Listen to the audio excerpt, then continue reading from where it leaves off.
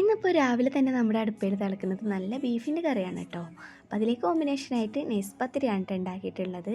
അപ്പോൾ ചായയൊക്കെ റെഡിയായി നമ്മൾ ചായ കുടിക്കാൻ വേണ്ടി ഇരുന്നിട്ടുണ്ട്. അപ്പോൾ അത് ചൂടോടെ തന്നെ നമ്മൾ കഴിച്ചിട്ടുണ്ട് കേട്ടോ. അതൊക്കെ കഴിഞ്ഞ് മുറ്റത്തേക്കൊന്ന് ഇറങ്ങിയിട്ടുണ്ട് കേട്ടോ.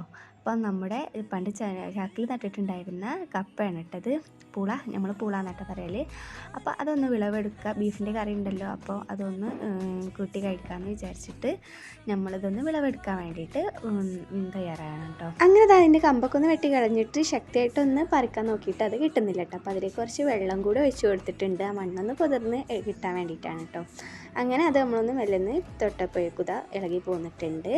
അപ്പോൾ അതാ ഒരേ ഒരു കിഴങ്ങ് മാത്രമേ ഉള്ളൂ, എന്നാലും കുഴപ്പമില്ല, നമുക്ക് ഒരു നേരത്തിനുള്ള പുഴുങ്ങാനുള്ളത് കിട്ടിയിട്ടുണ്ട് കേട്ടോ. അങ്ങനെ ഞാൻ ആ ഒരു കമ്പ് മുറിച്ചെടുത്തിട്ട് അവിടെ തന്നെ കുത്തി കൊടുത്തിട്ടുണ്ട്. എന്നിട്ടൊന്ന് വെള്ളം കൂടെ ഒഴിച്ച് കൊടുത്ത് ഉണ്ടാക്കി നിന്നാൽ പിന്നെ നമുക്ക് അടുത്ത വർഷത്തേക്കും അത് പറിച്ചെടുക്കാമല്ലോ. അങ്ങനെ അതാ ഈ ഒരു പൂളക്ക് നല്ലൊരു പ്രത്യേകത ഉണ്ട് കേട്ടോ. അതിൻ്റെ ഉൾവശം നല്ലൊരു മഞ്ഞ കളറാണ് കേട്ടോ, മഞ്ഞപ്പൂള എന്നാണ് കേട്ടോ ഞാൻ ഇതിന് പറയാറ്. ഇതിനൊരു പ്രത്യേക ടേസ്റ്റുമാണ് കേട്ടോ. കണ്ടോ, നല്ല മഞ്ഞ കളറാണ്. പുഴുങ്ങിയെടുക്കുമ്പോൾ മഞ്ഞപ്പൊടി ഒന്നും ഇടേണ്ട ആവശ്യമൊന്നുമില്ല. അങ്ങനെ അതാ നമ്മുടെ ബീഫ് കറിയും കൂട്ടി കഴിക്കാൻ വേണ്ടി ഒരുങ്ങാണ്. അപ്പോൾ നല്ലൊരു കട്ടൻ ചായയൊക്കെ ചൂടോടെ ഉണ്ടാക്കി എടുത്തിട്ടുണ്ട്.